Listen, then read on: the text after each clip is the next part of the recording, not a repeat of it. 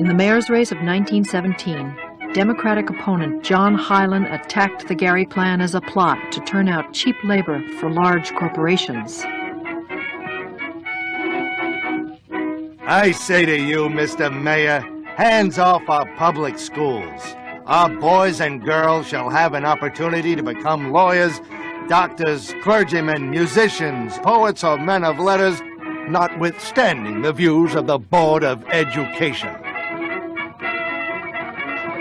At a time when nearly 70% of New York students were from immigrant families, Hyland's words struck a nerve. Most of the immigrants were from Eastern Europe. Many of them were Jewish, and they wanted their children to get the best possible academic education. They didn't want their kids to be prepared to work in a factory, which is the way they perceived the Gary Plan. The week before the mayoral elections, riots broke out over the Gary Plan. Crowds of 5,000 people broke school windows, overturned cars, and stoned policemen. One immigrant mother in Brooklyn protested. We want our kinder to learn with the book, the paper, and the pencil, not with the sewing in the shop. They are unsere Kinder, not theirs. Progressives were rather shocked by this because they thought that what the poor and the immigrants wanted was industrial education, and the Gary Plan seemed to them to fit that mode. What they forgot about was that the parents had something to say about this too. John Hyland won the 1917 mayor's race by a landslide. The day after the election, he announced that the Gary Plan would be canceled.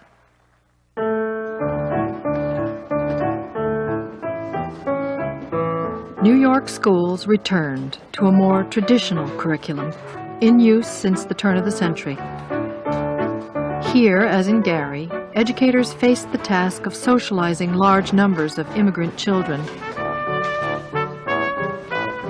New York published its own series of textbooks that focused on the English language, patriotism, and American citizenship. Officially, the idea was to get us out of the barbarism of our immigrant background. But the idea was to Americanize us, as they say, and it did. Classes were mixed-age classrooms, something that we think about as controversial today, and often filled with students who spoke 8 or 10 or 15 different languages. All of the teaching took place in English, and this was certainly just a sink-or-swim situation. At 12, I was placed in the first grade with all the little children half my age in one of those funny little desks that were attached to the floor, and I remember my knees up to my chin.